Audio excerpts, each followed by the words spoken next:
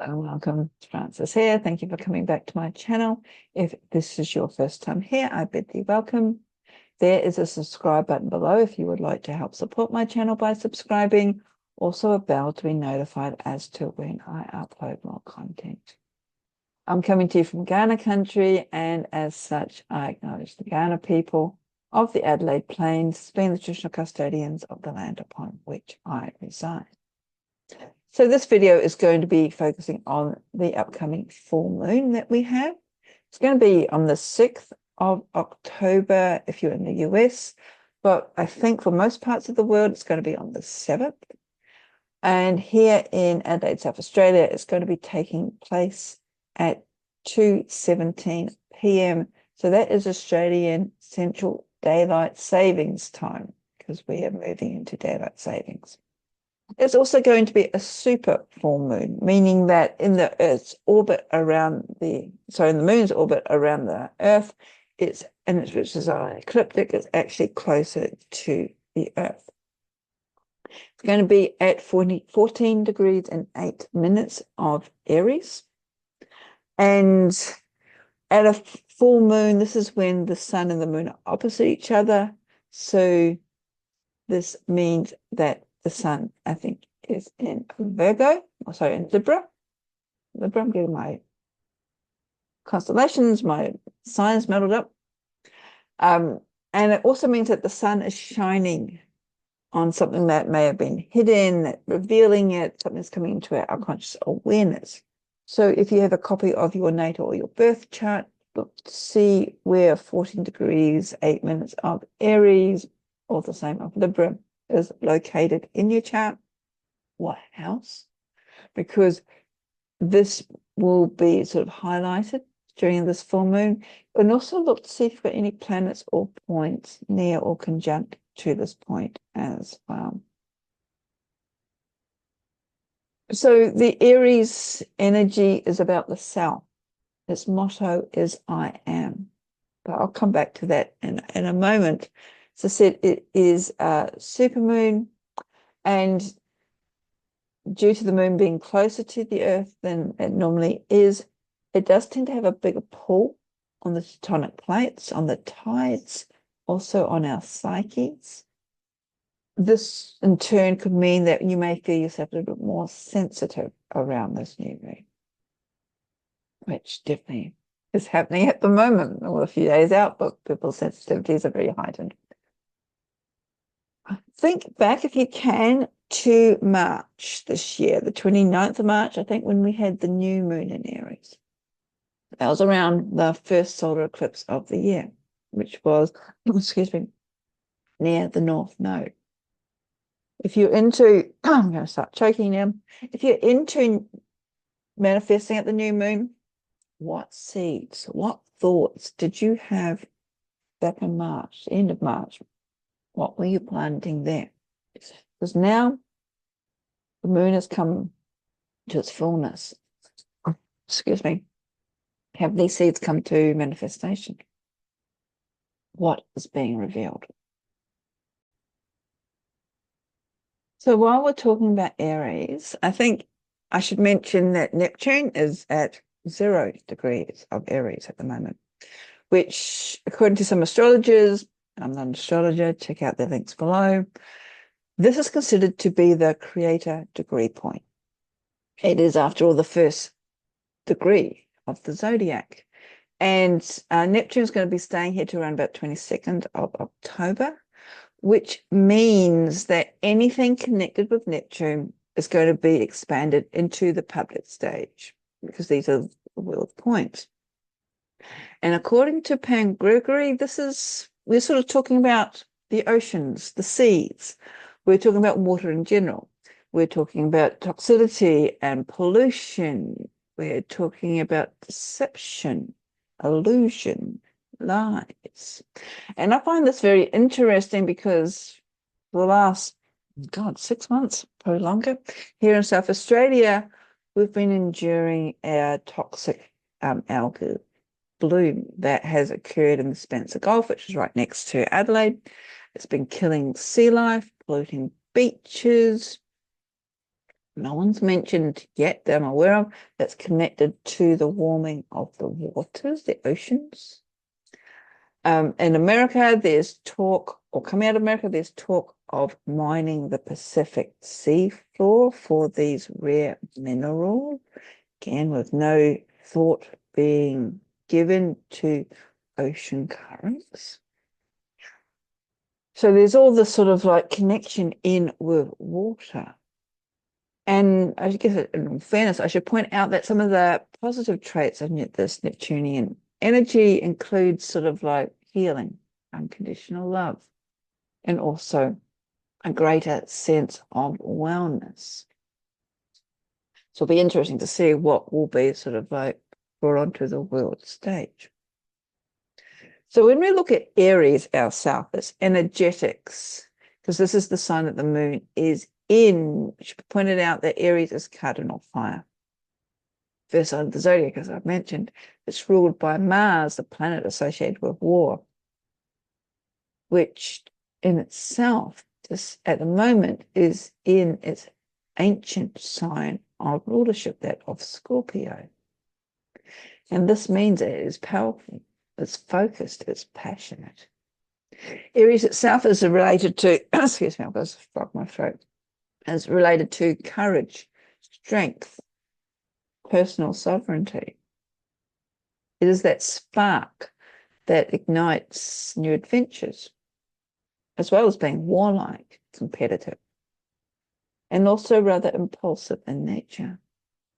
And as I've mentioned already, the theme or motto to Aries is I am, for it's very much about being in the present moment, the here and now, as well as knowing who exactly you are.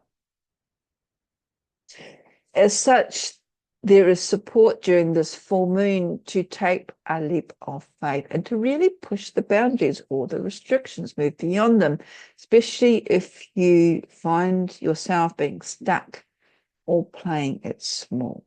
Now it's time to sort of really embrace the wholeness, the oneness that's you. If there's something that you need to get done, if you need extra stamina to move ahead of something, utilize this energy around this full moon to achieve those things. But be mindful, however, of the fiery nature, the fiery energy, because this could also cause you to be short-tempered, especially when we consider that the dwarf planet Aries, associated with the goddess of discord and strife, is also going to be activated during this full moon, encouraging us to sort of break free of our shackles and really go for what we want, but be mindful of that temper. We've got the sun in Libra, and this sort of Aries Libra sort of axis highlights this internal dance between the individual, Aries, and partnerships, Libra. It's the relationship axis. And when it comes to partnerships, not only intimate partnerships, but all our interactions with other people. So the moon could be bringing into our awareness a realization of where boundaries are in relation to our relationships, where they need to be drawn, enabling us to stand up for our own needs, making us to revalue who we share ourselves with, our energy with. And are we balanced and balancing it in our own truth? For example, are we giving in for the sake of keeping peace to another person's point of view or direction? Or are we standing up for ourselves as well? And likewise, are we accepting people for who they are? And I have done an earlier video about what's happening in my local spiritual scene, and these are the things that are coming up for me, definitely. Accepting others. Where do I stand? Relationships, connections, boundaries. Standing up for myself. But not, hopefully, stepping over the mark. There is also a reminder that changes that we expect in other people may need to start actually with what we can control ourselves. And that's being us. We can't expect other people to change. We can't demand other people to change, but we can change how we relate to them, how we view them, change our own selves. And I mentioned this in the other video about perceptions and expectations. Are they what we're expecting in other people? Are they mirroring something that's missing in us or being highlighted in us? It may also be a reminder that changes we want in other people, or how we want other people to accept us, is reflecting how we are accepting other people, the differences. If we expect other people to meet our needs, do we engage in the same with respect to them, meeting them and their needs as well? And so where do we stand in this delicate balance of give and take when it comes to remaining our own individualization with respect to the relationships in our lives? There are a few interesting points about this full moon that Molly McCord talks about in her videos, which I'll link below. And one is that both the sun and the moon are basically on their own. They're sort of acting solo. They're not respecting other planets, save for their own opposition. So they're not conjunct. They're not opposite each other, except for the sun or the moon. There's no other planets involved. They're not squaring any planets. So this could mean something quite specific or personal because they're inner planets, or personal planets, that is being highlighted by these houses of Libra and Aries in your own chart. So where is what house is Aries in? What house is Virgo or Libra in? Where's your sun? Where is your moon? Coming back to the planetary ruler of this full moon, which is Mars, which is at 10 degrees, 4 minutes of Scorpio, where it's passionate and determined and ambitious, working behind the scenes often, which could come across also as being rather secretive.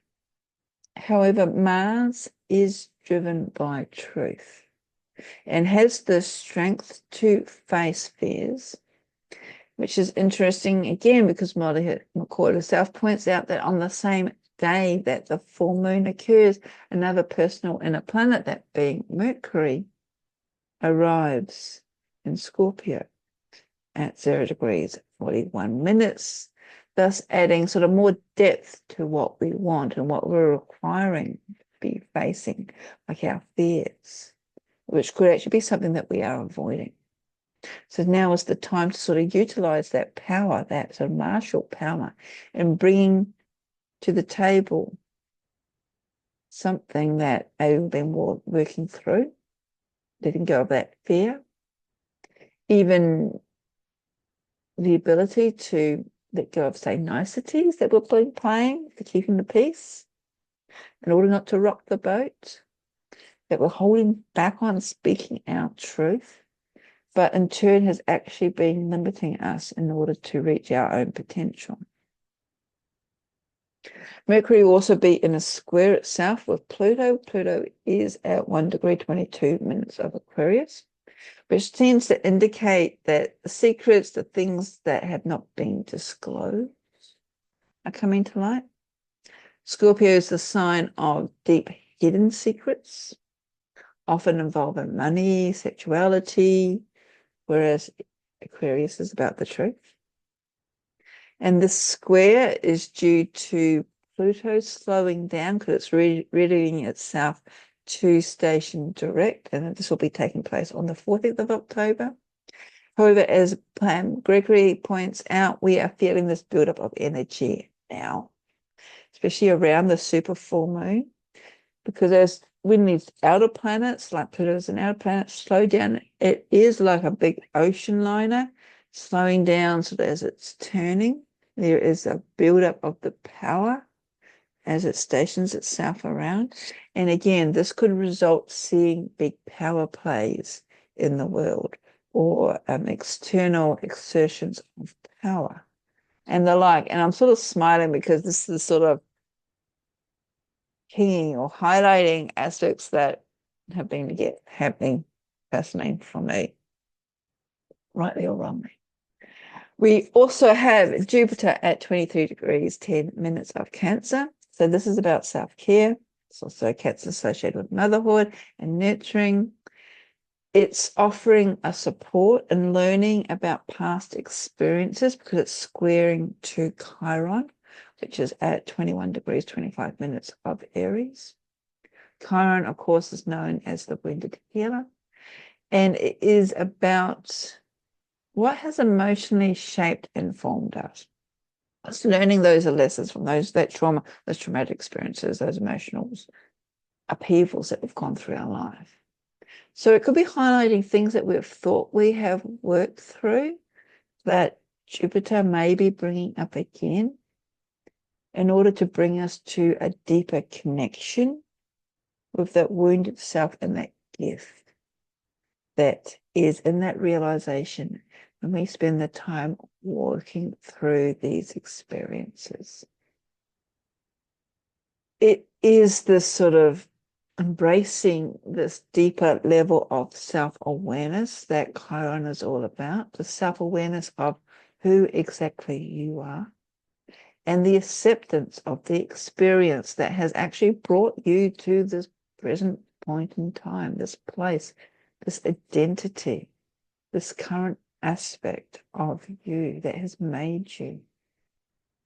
It's about self-love, self-acceptance, self-esteem. It's about also healing and accepting where you are now and letting go of the past. So do not get caught up in that sort of Aries energy by wanting things in a rush, because it's time to breathe. Healing at this really deep cellular level takes time. And Chiron, with Jupiter bringing it up again, is wanting us to take that time, not rush through, even though the moon is bringing this energy, this Aryan energy through. Jupiter in Cancer is also trining Saturn, which is retrograding at 27 degrees, 18 minutes of Pisces.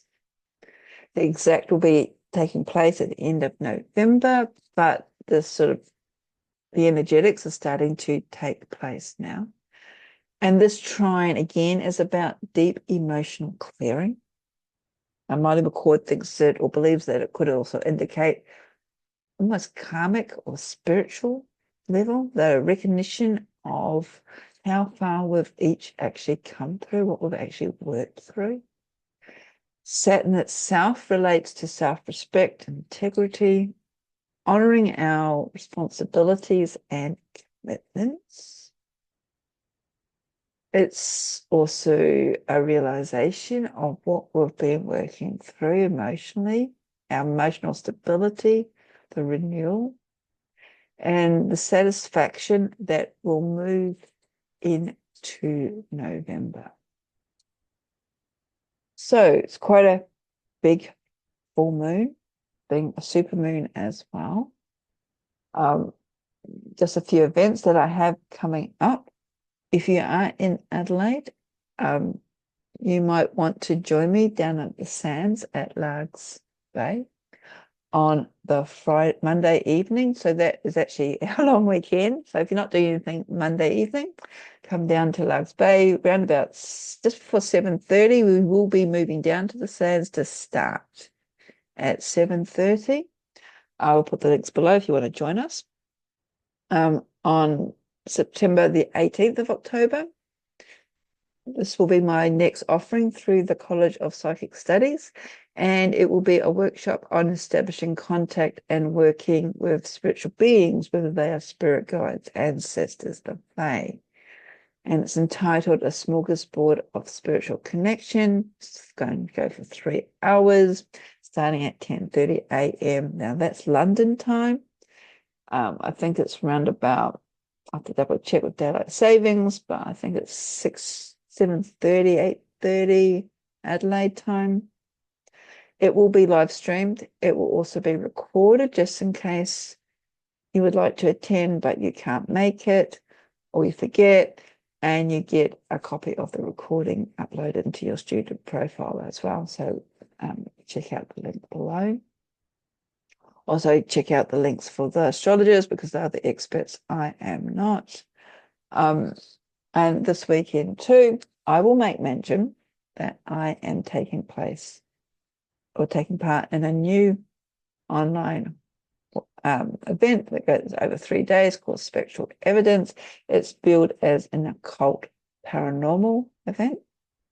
And I'm rather excited because I'm going to be talking about basically familiar spirits, sort of witchy spirits that live in the liminal spaces that are found within the teachings and the books that I read, but also connecting in with the spirits of the land, spirits of place. So I'll be using my experience living here in Australia, the land that has the longest continual living history, and how the Aboriginal people connect in, or other Indigenous peoples as well, connect in with the spirit of place, and how we can do that anywhere in the world as well. So I'm going to wrap it up now. I hope this video about this upcoming October full moon in Aries, which is also a supermoon, has been of interest to you. Feel free, if you haven't already done so, to subscribe to my channel. That way you're supporting my work. If you've got any comments, please put them below. I do go back and read the comments. I may not comment on them myself. Sometimes I do, sometimes I don't, but I do read them. And whatever you do, breathe. It's going to be all right. A lot of revelations. I can't speak very well. A lot of revelations coming to light. A lot of things happening. So find that place of peace. Be a little bit mindful of the energies that we put up and what we allow into our lives. Until then, take care. Blessings.